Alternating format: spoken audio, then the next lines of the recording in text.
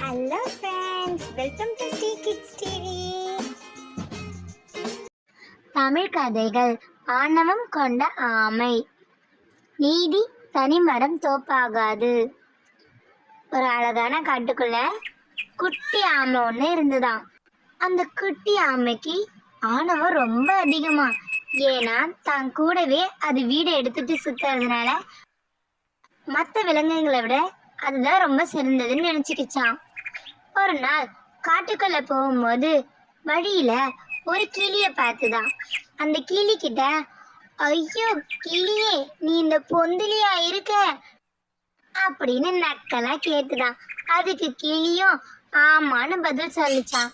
அதை கேட்ட ஆமை, ஐயோ பொந்துலாம் எப்படி இருக்கியோ, நான் பாரு என் வீட்டுல சந்தோஷமா இருக்கேன் அப்படின்னு சொல்லிச்சான். அங்கிருந்து போச்சான். போற வழியில ஒரு பாம்பை பார்த்துதான். பாம்பே, இதான் உன் வீடா அப்படின்னு கேட்டுச்சான். அதுக்கு பாம்பு ஆமான்னு சொல்லிச்சான்.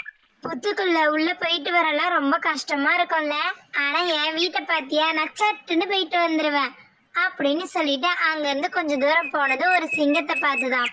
சிங்கத்தை பார்த்து, இந்த உங்க கொகையா அப்படின்னு கேட்டுச்சான். அதுக்கு சிங்கமும் ஆமான்னு சொல்லிச்சான். அதை கேட்ட குட்டி ஆமை, ஐயோ உங்க வீட்டை உங்களால தூக்கிட்டு போக முடியாதுல, ஆனா என்ன பார்த்தீங்களா, என் வீட்டை நான் தூக்கிட்டே போறேன் அப்படின்னு சொல்லிட்டு அங்கிருந்து போச்சான். ஆமை காட்டுக்குள்ள சுத்திட்டு இருக்கும்போது ஒரு மரத்து மேல ஒரு குருவியை பார்த்துதான். அதுக்கிட்டையும் ஒம்பிழுக்க போச்சான். குருவியே, எப்படி இருக்க அப்படின்னு கேட்டுச்சான்.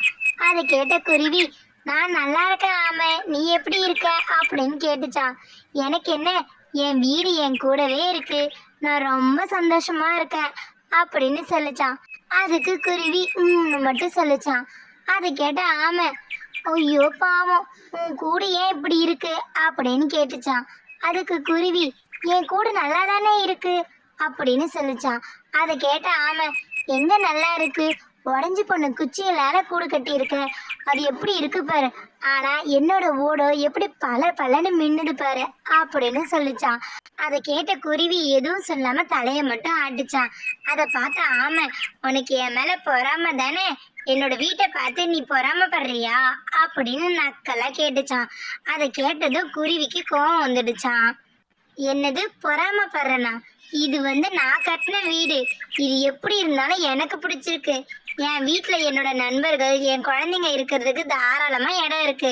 ஆனால் உன் வீட்டில் நீ மட்டும்தானே இருக்க, அப்படி இருக்கும்போது நான் எப்படி உன்னை பார்த்து பொறாமப்பட முடியும் அப்படின்னு கேட்டுச்சான்.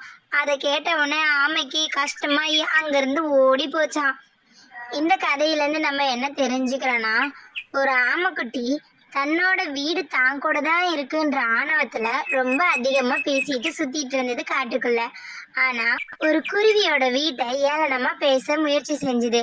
ஆனா அதுக்கு தக்க பதிலடிய குருவியும் கொடுத்துருச்சு. குருவி குடும்பமா சந்தோஷமா இருக்கு, ஆனா தான் மட்டும் தனியா இருக்கன்றத ஆமைக்குட்டி புரிஞ்சுக்கிட்டு வருத்தப்பட்டுட்டு அங்க இருந்து ஓடி போச்சு. இதுதான் பெரியவங்க தனி மரம் தோப்பாகாதுன்னு சொல்லுவாங்க.